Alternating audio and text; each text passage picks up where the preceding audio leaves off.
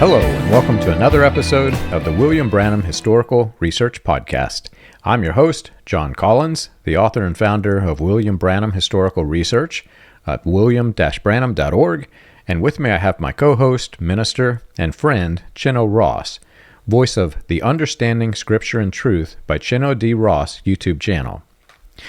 Well, Chino, you brought me through the ringer last time with all of the different topics that I have pushed back and I've literally never talked about for, over a decade now.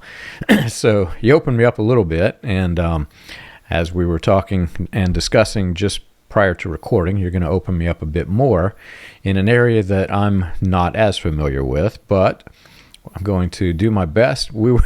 Last time we were talking about sex and the cult and all of the weird things that the cult did, and I didn't go too. I was sort of reserved because right now you can see it on the news. It's all over, but there are a lot of predators, and I'll leave it at that. I won't go too deep with it, but there are a lot of predators that are in the Branham main sect and some of the splinter groups, and that's being broadcast all across the nation right now. But I didn't want to go too far because there's a lot of people who are impacted, and anyway, there also is a healthy side to this in just understanding what they did to the men and the women and why.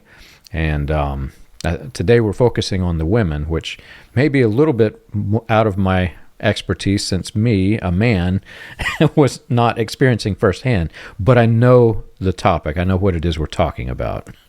Oh, thankfully you're a married man, so that helps you out a lot. I'm a male too, John, so this is out of my wheelhouse somewhat.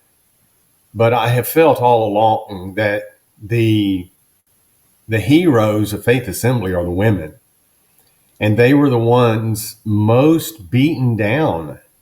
And you talk about some abuse. Hopefully in our next interview, I'd like to get to that more specific technical side of abuse, quote unquote. Not that we haven't covered plenty that would fall under the category of abuse, but I'm talking about full-fledged, outright, gone all the way there, sexual abuse of women and of children that, by the way, did take place in Faith Assembly. Hopefully that will be for next week. But for now, the last thing we were talking about, John, was I had brought up birth control. And I just felt that I quickly rushed through it. And I didn't really, because it was at the end of our time together. And we've had a couple of weeks off. You've been busy and I've been busy, and we're back together finally again. But I didn't think that I just had enough time or gave the time there at the end of it to deal with the physical and the emotional and the financial toll that it took on these people, and especially on the women. I mean, obviously it takes the husband and the wife for the wife to get pregnant, but once the pregnancy happens, guess what? 99.999% of the rest of that experience falls on the shoulders of the woman. And that's just a fact of the matter. And I don't think at all that enough time, enough airtime, enough sympathy, enough research has been put into this and given to these women. And I am no marriage and family counseling expert. That's not my expertise either. I don't have any sexology training. I'm not certified. That's not my background either. I'm a Bible and theology teacher is what I've always been. But having said that, look, we're all grown adult married people, married men and women. And so where we've been in the past, John, just dealing with some, these petty legalisms of you can't do this, you can't say that, you can't celebrate this, you can't go there, you can't wear that, just kind of silly, petty legalisms. This business of birth control is a serious matter because it brings the possibility of pregnancy and another human being into the world. And it brings the huge responsibility on the shoulders of both of the parents, the father for the financial burden of the family, but I think even so much more on the shoulders of the woman for caring and for bearing this child. So I remember that there are a couple of places in the New Testament where Paul, I think maybe writing to the Corinthians or the Romans, I don't have the verses in front of me, but on a couple of occasions, he told the early church, follow my example as I am following Christ. And I remember that became a favorite catch statement of Dr. Freeman's. He would, as he's in the middle of his teaching, his group, he would say, I don't think there's anybody here who has any more faith than I have. I don't think that's a stretch to say I have as much faith as anyone here. I think I have as much Christian experience as anyone here. So as Paul said to the Corinthians, follow me as I follow Christ. So I'm saying to you, follow my example as I follow Christ. I remember when I first heard that, and he said it often, I thought, that seems to be rather arrogant to say that, and couldn't be able to say, follow my example, I'm following Christ. We might think that we're following Christ. We might think that we could or should be able to say that, but I just thought that's relatively arrogant to ask me to follow you as you're following Christ. In other words, I always felt, unlike the Apostle Paul, whom I would have followed wholeheartedly because I totally trusted him, but I always felt in Hobart's use of that it tended to get the people's eyes off of following the Lord and just follow him, just follow whatever he said. And I thought that was a part of the persuasion and the manipulation. So if you want to take that statement, follow me as I follow Christ, how many children did you have, Hobart? Very interesting. He had 3 daughters. And I don't know why they stopped with 3. I could guess. And people say, well, that's none of your business. That's the whole point. You're right. It is none of my business.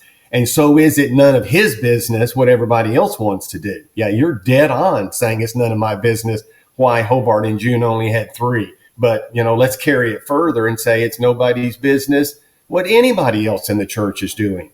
But by Hobart teaching on these things, he made it not only his business, but he made it everyone else's business or curiosity anyway. So I would guess probably June had an operation, or perhaps Hobart had an operation. No one ever broached that subject, John. Why is it we're all having a dozen? They're cheaper by the dozen nowadays at Faith Assembly. And why was it back in your day you were allowed to we'd have to say you were allowed to sin against God. You were allowed to sin. You and June were allowed to sin. Let's say that again. You and your wife were allowed to sin because you restricted your family to 3 and you're requiring this of us. I always had a big problem with him using that phrase and thinking of it in light of birth control. Yeah. What's good for the cult leader is not usually available to the people who aren't the cult leader. Growing up in the type of religion that it is, it's not uncommon. If you just take a step outside of the cults and just look at Pentecostalism in general, there are some weirdnesses, and I'm not going to go deep with that because I don't want to offend all of the Pentecostal people listening, but it should come as no surprise that in a religion that is fully dictated by a majority of the men, that the men have it easier than the women.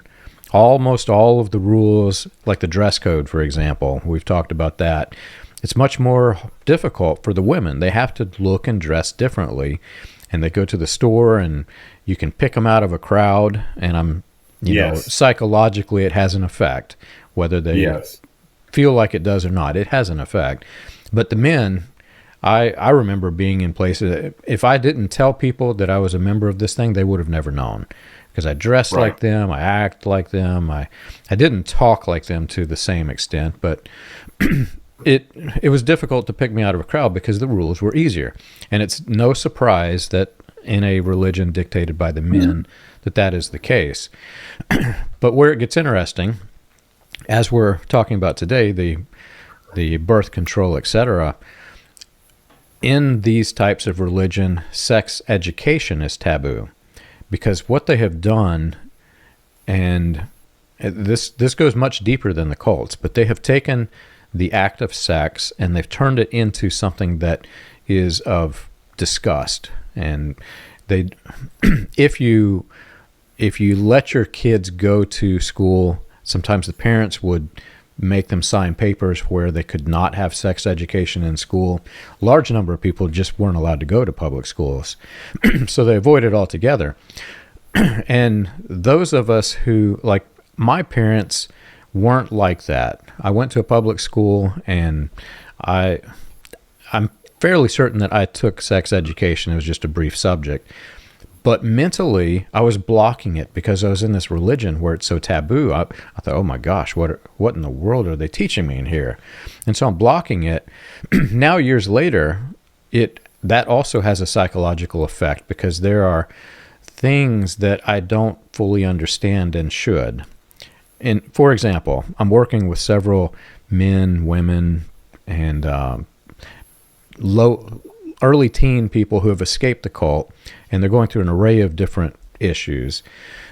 Some of the women weren't allowed to have birth control, yet they had conditions in their body where the birth control would have made life much, much better for them.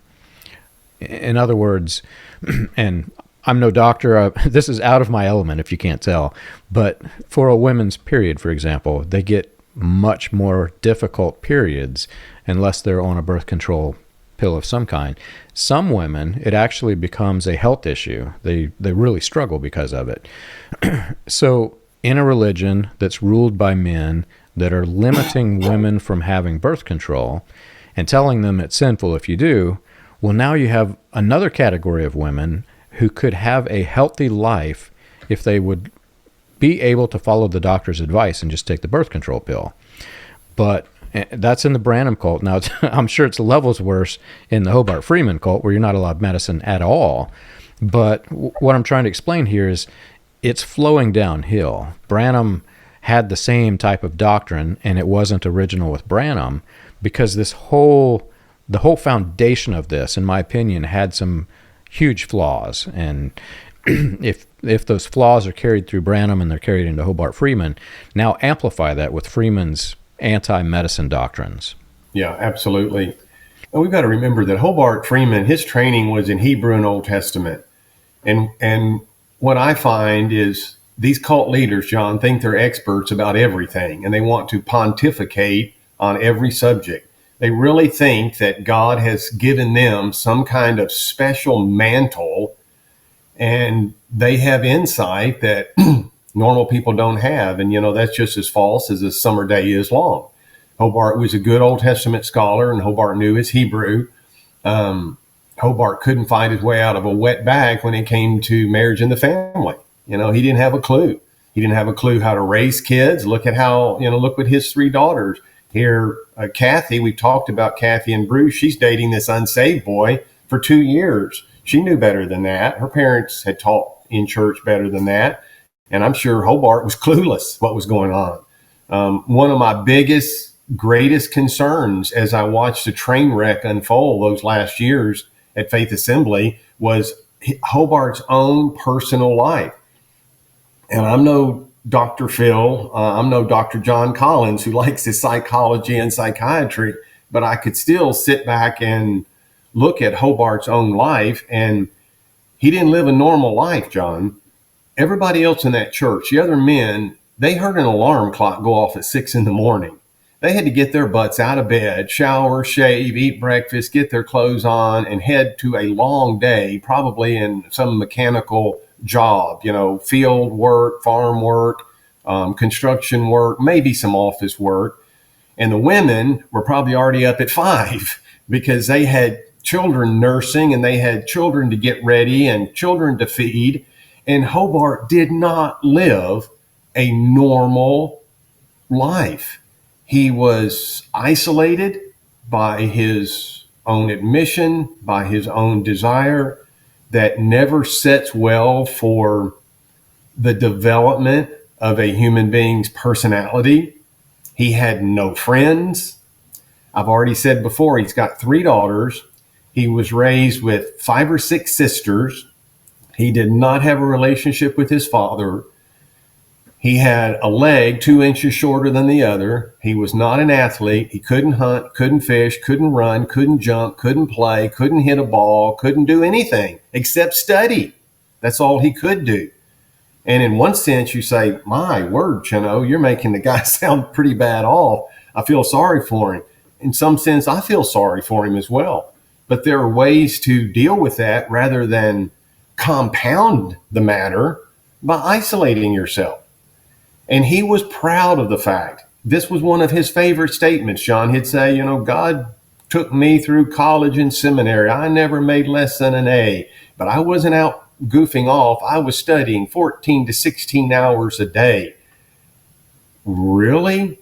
16 hours a day. There's 24 in the day. You sleep 8, 16 hours. There's no time left after you sleep your 8. When do you eat? When do you brush your teeth? When do you talk to your wife? When do you interact with your kids as they're growing up? I'm telling you, there's something seriously wrong with this picture. When Hobart would say that, he obviously, John, thought this was a mark of praise, that I am a student of the Word, that I am spending 14 to 16 hours a day in my study. And you know what else was a byproduct of that? When the people under the sound of his voice heard that, what does that tell them? But there's no way you'll ever be as smart as me, because you don't have the time I have to study. So don't bother questioning me or challenging my opinion about anything. I just can't believe that people in this group didn't see what they were being set up for. This is a cult from start to finish. And I know there are people out there who still are hesitant to call it a cult. Doing these podcasts, John, I know, because I've heard from so many of them, has helped them take their, well, we were in a cultish church, to, you're right, let's just cut to the chase. Darn it, we were in a cult. I hate to admit it, but it's true. It's actually helped people do that, but there are plenty of people out there now who are afraid to say that. And I know exactly why. We're all afraid that it says something about us negative. It doesn't say anything about you. Everybody has their own hang up. Someone got caught up in something in life. You just got caught up in a bad church and a bad religious situation. And that's no mark against you. It's a mark against the predator, the abuser, who set out to find people to prey on and to abuse. That's who it's against. I never took it as against me, and you've been so humble, John, in telling your whole story. You said, I'm a 30-something-year-old man, a cult member, and you just laugh about it now. What else can we do? But it's no big deal. We're still here today. And guess who's not here today? Hobart Freeman's dead and rotted in the grave. And that's not being blasphemous to him. I'm going to die and rot in the grave one day, because that's what human beings do. The only people who won't experience that are the people who are alive at the second advent, and their body will be changed. But we're all people. There's no difference between any of us. Some of us are a little smarter, some are a little dumber. Some have a better voice like your voice. Some have a worse one like mine. Some are pretty, some are ugly. Who cares? That's what makes the world go around. But what I had a problem with was Hobart isolating himself, making himself out to be something that he wasn't. And in those biblical qualifications, I just want to stress this again, John. I know we got to get to birth control. It's hard to reel me in sometimes. You can always do this because no one can see this except me when we're talking. 1 Timothy 3:7, after it tells us he needs to be apt to teach, a pastor, a shepherd, your local minister, your teacher, and he gives these spiritual, moral qualifications. It says in verse 6, not a novice. It says in verse 7, something that is never touched upon. It's never addressed. Hobart wasn't going to address it because he failed this qualification for a pastor, and that is he must have a good report of those who are without. That means outside of the church, outside of the Christian family. And I'll tell you, Paul was a wise man. The Holy Spirit has a reason for this.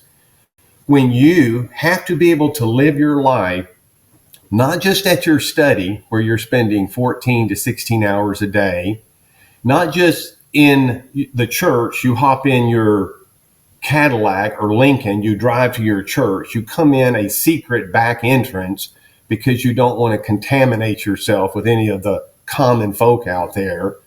You slip in a door when it's time to speak. Jerry Irvin stops playing his guitar and turns the pulpit over to you. You lecture everybody. You go back out the door, back in your car and back home. That is not healthy for any human being to live that way. And how is it this group of people let this guy get away with this year after year after year?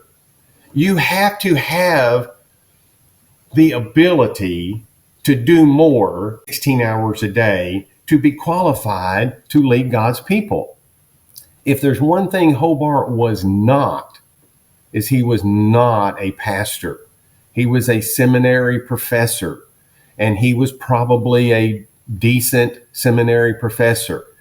But those guys are not the same necessarily, not the same kind of people cut out to be the pastor of a local church. But from the very beginning, Hobart set everything up where I'm the leader, there will be no board, there will be no voting. He even did this in his pre-charismatic, his non-charismatic days when they had the church in Claypool. He set it up where I will be the final authority and just trust me. I spend 14 to 16 hours a day in my study. Just trust me. But what I'm saying is when you have to live your life among everyone outside the church, you and I, John, it's just reality. We know what this does. It just strips down everything. It just strips everything down. It takes away the mystique, the Moses mystique, the Moses Elijah motif. It just takes all of that away. None of us are Moses. None of us are Elijah. We're just John and Chino and Hobart.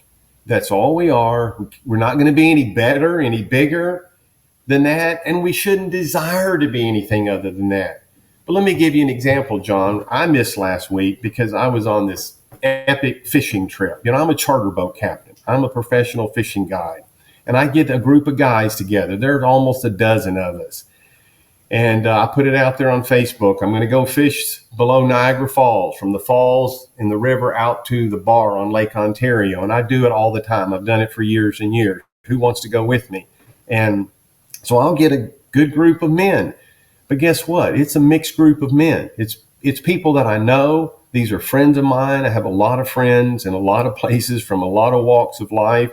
They know that I'm a Christian man, that I'm a Christian minister, but I'm also a very good fisherman. So we enjoy doing things together. I've got a couple of men on the trip, John, who are, outspoken Christian men. They want to pray over their meal. They want to share Jesus with the other men in the group. I have some other men who are not outspoken Christians. I have one dear friend of mine who is, now this is probably going to be shocking to a lot of people to hear this, but they need to hear it because it's not just in the Freeman group. This is the cult mentality out there, and it may even just be the church mentality out there. I have one of them who's an avowed atheist. He does not believe there is a God. You should hear his upbringing. I feel so sorry for him. He said, my dad was a Bible-thumping hypocrite. And it's so similar to what some of these poor people at Faith Assembly have experienced. He said, Chino, on the way to church, my dad would be cussing and yelling and blaspheming God. But as soon as we got to church, he was one of the deacons. He's one of the important people. What do you think that does in a person's mind as a 12-year-old and you grow up that way? But back to my point, this guy, he's a friend of mine. He is a good friend of mine. And here's something that I have told several people in conversations recently that over my entire, I'm just thinking about this. I think over my entire adulthood, I've been a Christian since I was 15 years old. Over my entire adult life, I have always trusted the sheep way more than I trusted the shepherd. I have not been able to blend in with these ministers because I don't trust them. I've seen things behind closed doors because I've been a minister. I've heard their take on things. I've heard things where, to me, it sounds like you're saying one thing to the people in church and now you're saying something behind their back. I don't know about you, John, but I've just always trusted the sheep. I mean, they don't have anything to gain or to lose. They're just trying to come and hear a word from God. The guy up front, he's got a lot to gain. He's got money, he's got fame, he's got power. Anybody in a position like that, anybody in any kind of position of leadership, they have a lot to gain. The people that are just showing up there, they're just wanting to love the Lord and learn about his word. I trust, if you take their temperature, I trust them. I trust what they say more than what I trust coming out of the mouth of the minister. So to my friend who's an atheist, this man that I've known for years, we're fishing buddies. He is loyal to me. The people who have hurt me and who have tried to hurt me but have failed, both, have always come from where? From church. The biggest problems I have had in life have come from church people. They haven't come from people I know out in the world, because people I know out in the world have been taught manners. In church, you're taught shortcuts to everything, that you can cheat and lie and then get away with it because you're a Christian.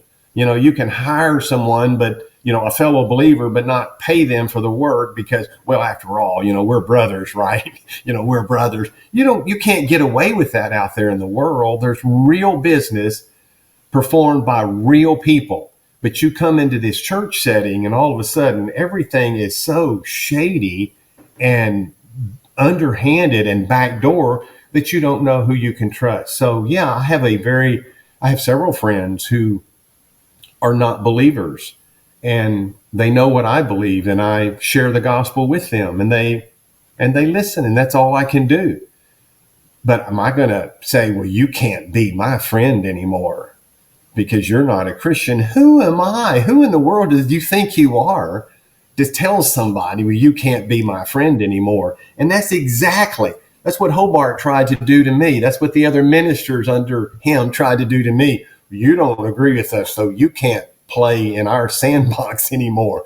I don't give a flip about your sandbox. I don't care about that. I only care about God's word in my life and my approach to him and my approach to other people. Am I doing things the way I should be? If I'm not, then yes, I want to be humble. I want to be corrected. I'm open for your advice, but I'm not open for any of this cult nonsense. So does that make sense to you, John? Hobart said you can't even have friends who are not Christians. I have friends who are non-believers. Have you ever wondered how the Pentecostal movement started, or how the progression of modern Pentecostalism transitioned through the latter rain, charismatic, and other fringe movements into the New Apostolic Reformation? You can learn this and more on William Branham Historical Research's website, william-branham.org. On the books page of the website, you can find the compiled research of John Collins, Charles Paisley, Stephen Montgomery, John McKinnon, and others, with links to the paper, audio, and digital versions of each book. You can also find resources and documentation on various people and topics related to those movements. If you want to contribute to the cause, you can support the podcast by clicking the Contribute button at the top. And as always, be sure to like and subscribe to the audio or video version that you're listening to or watching. On behalf of William Branham Historical Research, we want to thank you for your support. I had a person who was on the podcast that they mentioned that they had struggled with homosexuality in the past. And I want to stress that, in the past. Yet they had escaped a cult by a cult leader who, I'm not going to give his name, but let's just say that he had some of the same sins, and he was exposed for it later. And then, he's a big name in the NAR. Well, so I had this interview, and I really like the guy. I have a lot of friends who, like you, are atheists. I have some friends who are homosexual, and, I don't understand it, but that's their life, and, they're still my friend. I'm not going to unfriend you because of this. I had a famous podcaster who had been in talks with me. They wanted to have me on their program to talk through William Branham's history. And this was a big name podcast, and it kept getting pushed back because I just simply didn't have time to do it. But then that interview came out where I'm interviewing this guy who had a sin in the past, and suddenly I get this phone call, and the guy with the podcast, he says, "John, we're not going to have you on the show." And I said, "Really? What happened?" And he said, "You should have strongly condemned this guy for his sin in the past." And he just went off on me on the phone. And my last words to him were something to the effect that, I really wouldn't want to be on your podcast anyway. But it is everything that you've just described. I have so many emotions that are hitting me because of not just the cult journey, but my post-cult journey. As a consultant, I learned a long time ago, I knew let me take a step back. As a person who was close to the inner circles of the people in the cult, I knew how manipulation worked, but I did not realize at the time that it was manipulation. I just simply knew how it worked, and I don't understand that, but I knew. As a businessman, when I would enter into the initial arrangement where you're determining are you a good fit to work together with business, if a person were to suddenly start love bombing me with Christian stuff, I would actually turn them down as a client because every time, without fail, they're going to want to either not pay you, or they just simply won't pay you, or they want a discount. And I got to the point, it was so repetitive, it just kept happening over and over and over. If they did that to me, if our initial meeting, which had nothing to do with Christianity whatsoever, if they kept bringing up Christianity, I would walk away because they're going to do me wrong every single time. And like you said, I like all people. I'm not a person that you can tell me, "No, John, you can't be friends with this person over here." And one of the problems that I see is, it goes back to what you said even before that, the way in which the leadership was modeled in the Latter-rain movement and beyond, it flowed over into mainstream Christianity. So it got a little bit worse. But ministers of the gospel who have a church and have a church body, their role is more of a servant than it is a authoritarian figure. They are there to help the people, train the people. If the person falls down, help pick them back up. If the person's a sinner, help them don't sin. I mean, they are there to be literally a servant to help you. But the model that was created was one that you can't question if the person's wrong. You can't go to with your deepest sin, or he's going to blast it from behind the pulpit and everybody in the church is going to know. Well, we left the cult thinking that it would be different outside of the cult. I'm not going to mention the denomination's name, but we saw the same exact thing. You couldn't question them. You could not treat them as though they were a person to help you. They were there to govern you, basically. Yeah. And you mentioned my humor. I can't stop the humor. It's just always there. One of the tools it's not manipulation, but it's a conversational technique. When I approach a subject that's very difficult for people to hear, I always start it with humor because it catches them off guard, and then they don't get angry with you. So I'm sitting here I'd taken out the pastor, the assistant pastor for lunch, and they were heavily Calvinist, and I was not yet. So I'm studying this. What is Calvinism? Why Calvinism? So I started out, I sat down. I'll never forget it. We sat down. I'm setting my plate down. I said, is it true that Calvinism is a cult? And caught him off guard, and the looks on their face. And then when I laughed and said I was joking, just catching them off guard, it changed the course of the conversation, because then we could laugh about it, and then they could open up and explain, and I could ask very serious questions, because some of the things I had some huge problems with. But if I had not approached it in that way, those same men would have tried to govern me and force that belief on me, instead of openly discussing why they believe it like a normal human being would. Not everybody goes to the same strategy that I do. Some people will just open up and ask, and whenever a minister who is of that mindset sees a person who is receptive to learning, they want to govern them and push them in their direction in such a way that is, I'm not going to use the word forcible, but where there's almost no other option, if that makes any sense. Yeah. Now, that's an example on the bad extreme.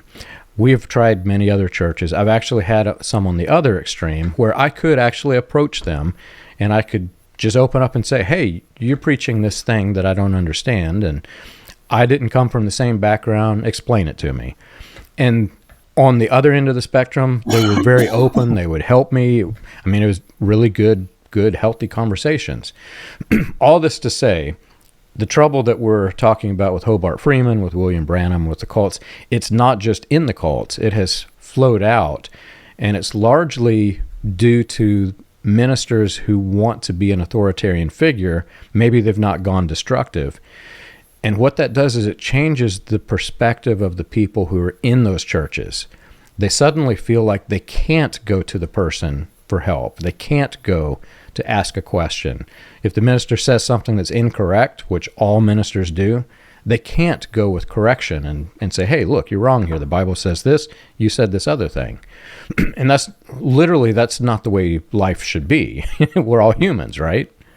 That's right.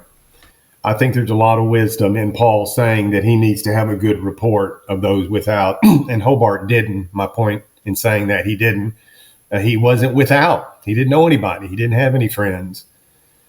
Because when you're living your Christian life out there in the world as well, people get to see every aspect of you. You know, they see you when you first get up in the morning. They see you all day on the boat. They see you at dinner in the evening.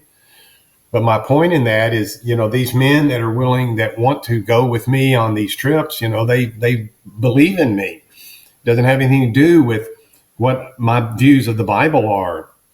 They just trust, hey, Chino set this up.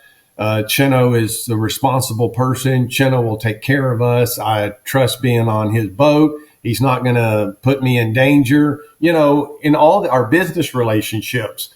And I'm sure Paul had this with all kinds of men. And look at the people in the Bible. Look at Joseph, second in command in Egypt. You better believe he had good report of those without. Look at Daniel, second in command to old wicked King Nebuchadnezzar. This was a smart guy.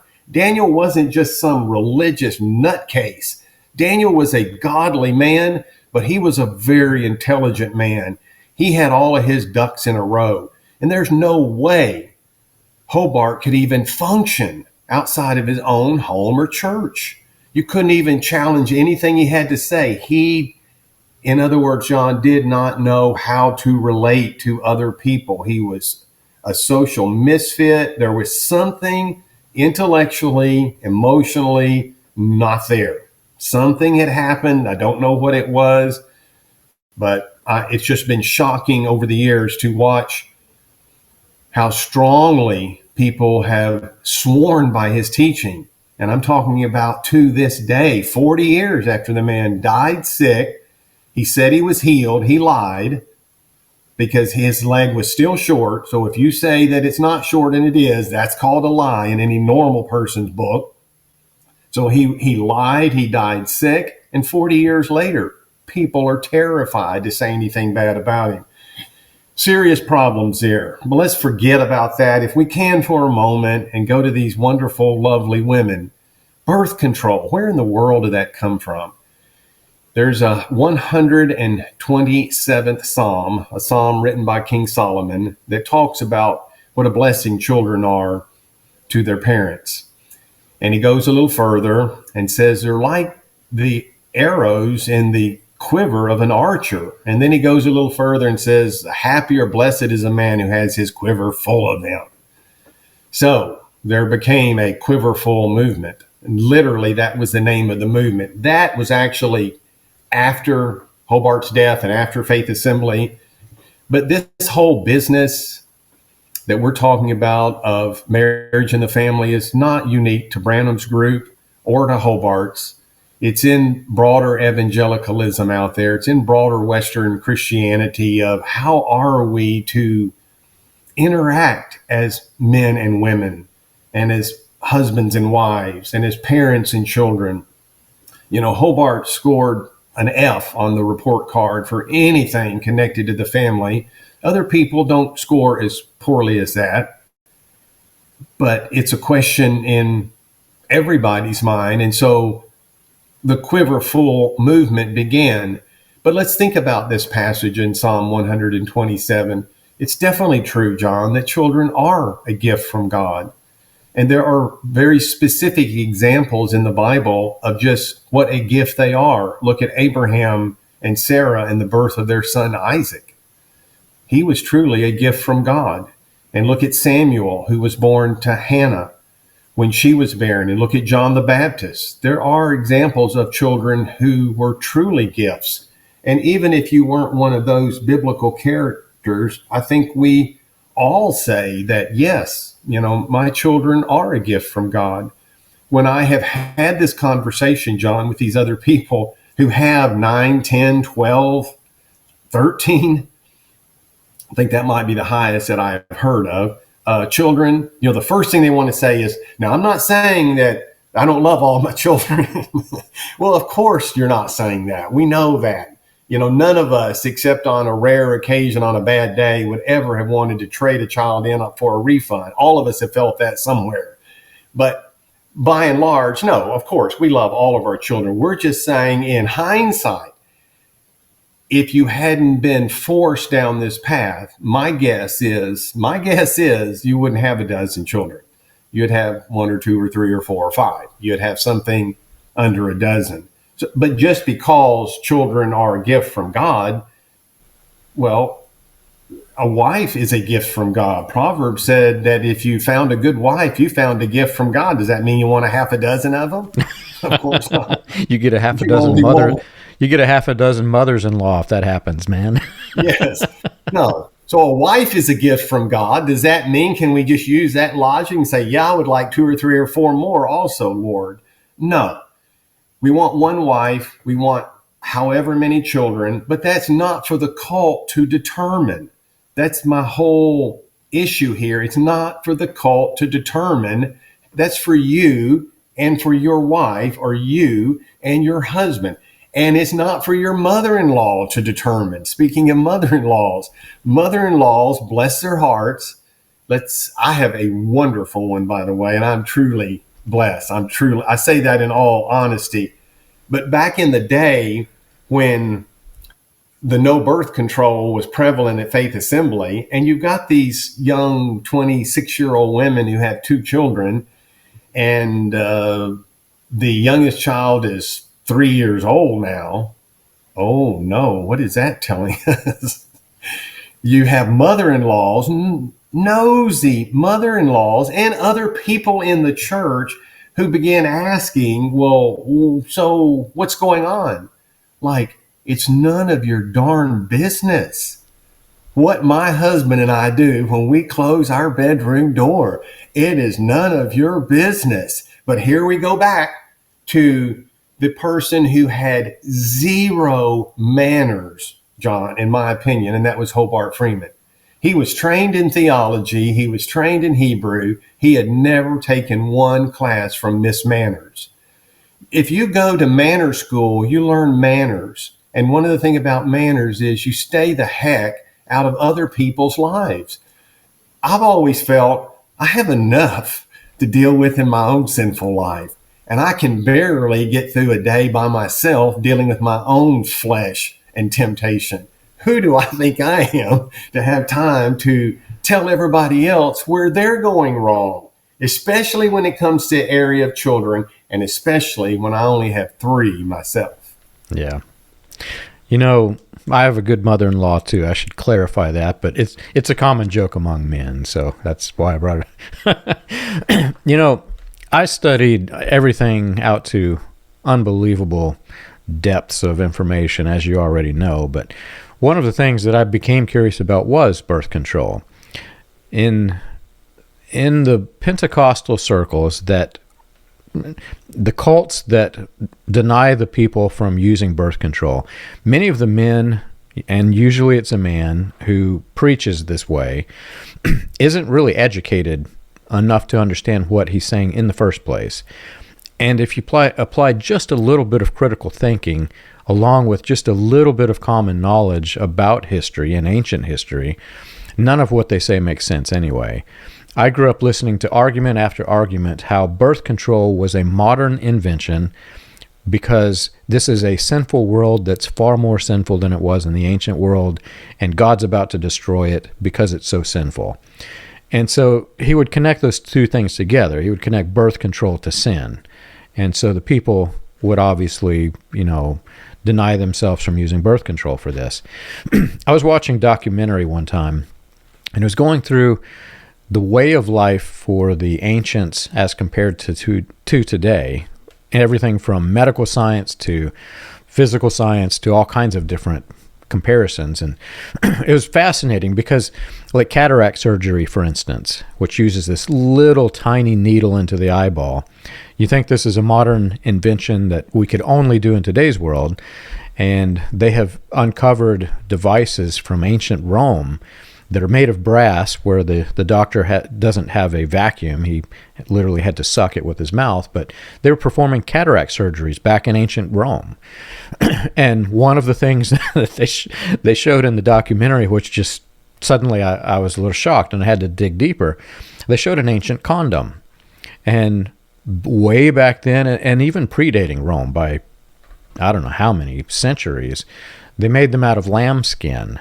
So this was not a modern invention. People were controlling birth back then. But more than that, there was natural birth control. If you look at the world today, everybody lives into a good old age of 70 or 80 or sometimes 90, 100. Well, back then, the death rate was incredible. You could have 10 children and maybe one of them would survive. You had wars, you had famines, you had catastrophes, you had all kinds of things, sicknesses. I can't remember the exact statistic, but I heard somewhere it was like 1 in 10 of your children might survive. And on top of that, if they did survive, their life expectancy was something like 20 or 30 years. So by the time they're 10 years old, they've lived half their life. And so people want to survive as a human race. They had to have a lot of kids, but the natural selection was the birth control before they invented, the lambskin condom or whatever it was. So if you think in terms of history and you think in terms of controlling the population, this already existed. It was not because of modern sin, but that opened the door for me to suddenly recognize that they had wrongfully connected literally the way in which the human race survives. They had connected that to sin, and they were trying to preach against it. And I suddenly realized that the whole thing was a manipulation scheme, because if you can try to get the people to believe that something they cannot help is sinful, something that everybody wants, and take it away from them, you can control them.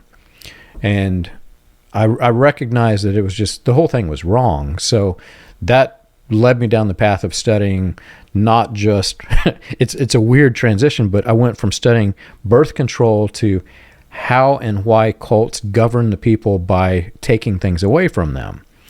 And then I suddenly realized that it's all connected. Whether they're taking away your right to wear certain clothes or to marry certain people, or all of it, it's all connected as a mechanism that they can use to control you psychologically. And keep this in mind too, John, with regard to birth control. when groups like Faith Assembly became as weird as they became, and everybody knows the Glory Barn in 1974 was a wonderful place to show up and attend. It was free. It was lovely. The new building in 1984 was was terrible, and no one wanted to go.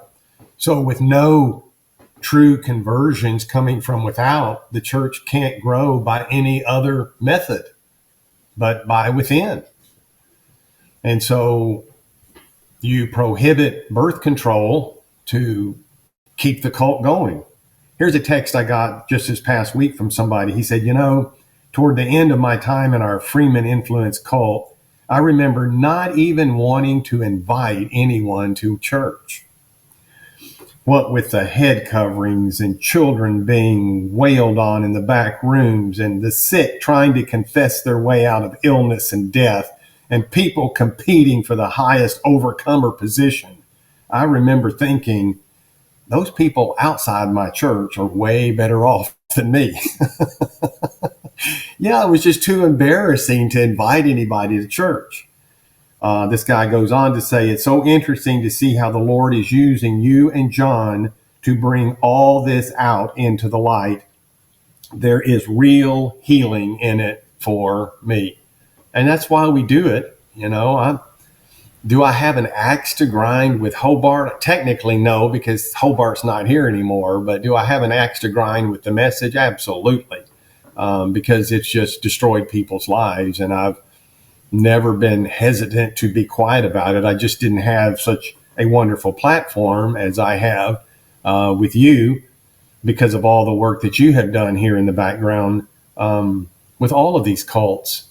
And still to birth control, that the next step with Dr. Freeman, you hate to even go here, but I'm going to. It is the step. All of these things that you have just pointed out, John, they have a logical connection. It's not just random ideas and thoughts someone created in their own mind. They all are somehow connected. So here's the next step, and that is this, that the act of marriage, the marital relation between the husband and the wife, is for procreation only. And that's exactly where they ended up. That we'll just say it the way it needs to be said, that sex in marriage is not intended for pleasure. That sex in marriage is intended for the conception of a human being and procreation.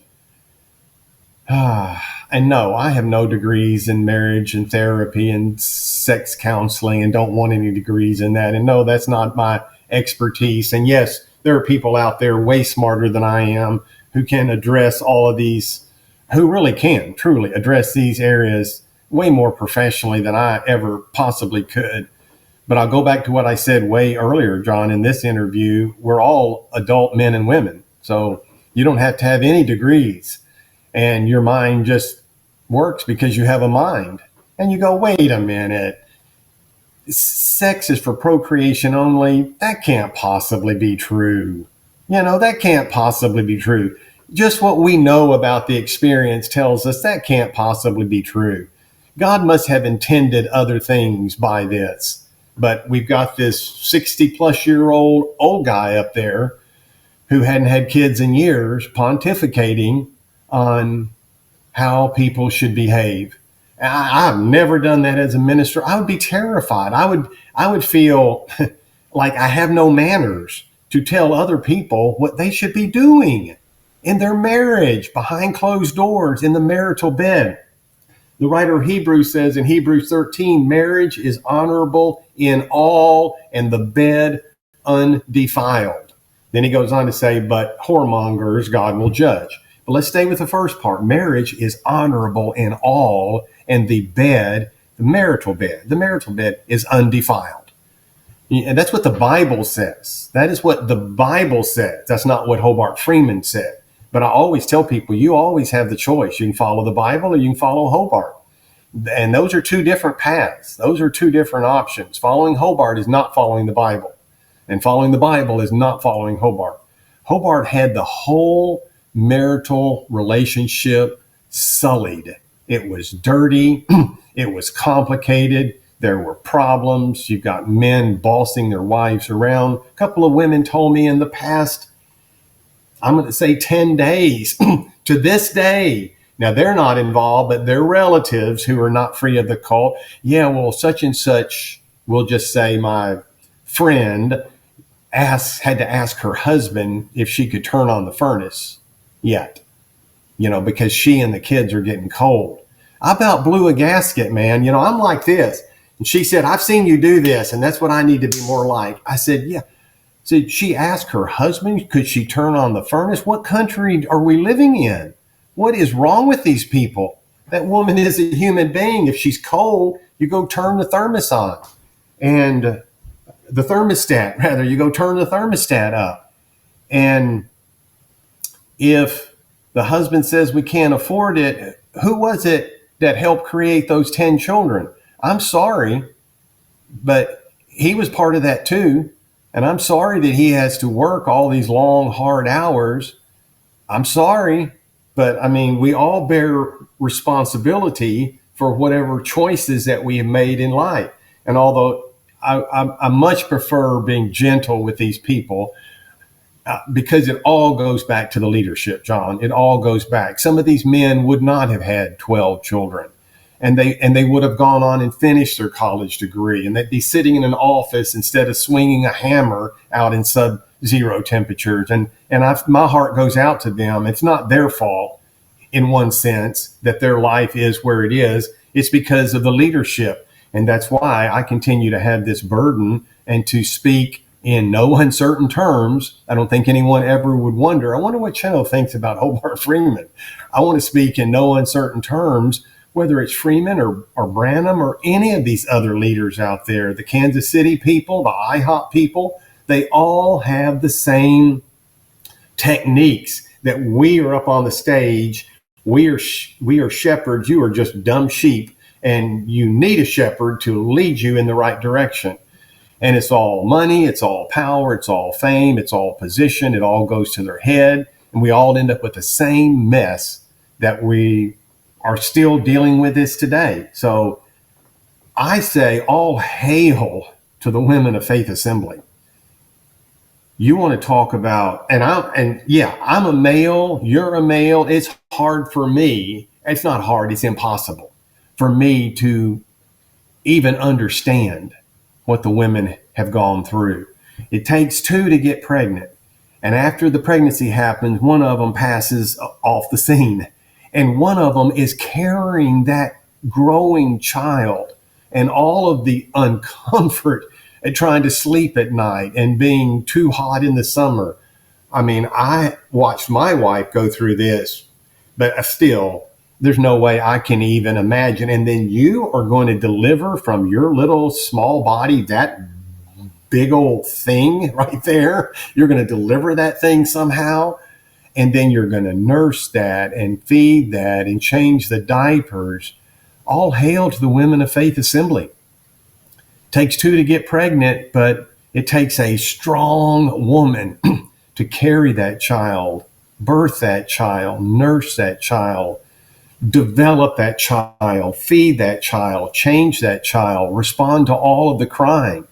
All hail to the Women of Faith Assembly. And Hobart Freeman was the one who said, well, in any church I've ever pastored, the women were always the problems. That's a bunch of malarkey. The problem at any church that Hobart Freeman ever pastored was Hobart Freeman. That was the main problem in any church that he ever pastored. And as far as who else were problems there, it was the men, it wasn't the women. Women don't cause problems.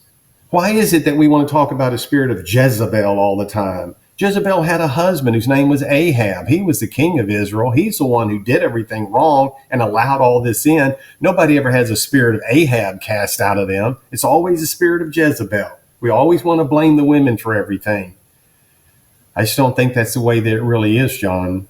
The physical and emotional and psychological cost to these women, and I talk to them on the phone, emails, texts, letters, messages every single week. And you know what I tell them? I say, I'm amazed by you ladies. Oh my goodness. You are amazing Christian women. I just, my hat is off to you. And my praise is high for you. And for their husbands as well, as long as their husbands have been a partner with them in all this. But I know the kind of abuse where the husbands got what they wanted at night when the doors were closed, and then they're off to work the rest of their week and month and year in life. And the women are the ones who are having to deal with the depression, the hormones that change. I don't have hormones. You don't have, women have hormones. I don't think I even own any hormones. Women own all of them. I don't even know how they do what they do, John, with the depression. They were so ill-equipped. As I think back on these early days at Faith Assembly, it was a glorious time. We're all here praising Jesus. And now I got pregnant, and now it's the third time. We have 3 beautiful children, and everyone is so excited, but the husbands couldn't hold any good high-paying jobs. Everything's been outlawed. As you talked about, the women have to wear certain clothes. As soon as they go to a store, they're identified immediately. They say, well, that didn't bother me at all. I don't know about that, sister. I don't know about that. I just think that there are scars that the Lord has healed and will definitely continue to heal, and that only He can heal. But there has been physical and emotional and psychological cost to all of these women. The women were not the problem. The men, the ministers were the problem. John, you just did a great interview with Garrett Richardson, and I've gotten to know Garrett and his wife, Marie. I just heard that aired today. And that was wasn't that a wonderful? Garrett is, and I've spoken with him a lot on the phone. They're good Christian people. It was such a raw and real and humble and completely honest story that he told. He was under Jim Brenneman's group up in Grand Rapids. And look at what happened. The first minister there had some kind of kidney problem. And so he went to the doctor because he was really ill and didn't want to die. And then he gets bashed for that by the ministry up there, who should be taken out behind the building and whipped for how they treated people. They cost people their lives.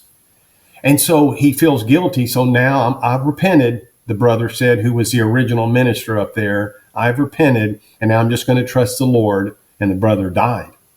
And then the song leader, his wife, tries to have a baby at home. They're harassing Garrett and Marie within the first weeks they were there. Now, you are going to have your baby at home, right? It's none of your business, you stupid Christian ministers bothering in people's lives like that. You should be ashamed of yourself. You need to go back to those people and ask their forgiveness for being such a monster. And that's the problem that still exists in this Faith Assembly movement, John, is these ministers, some of them have owned up. Thank you for those of you who have owned up. But some of them, some of the big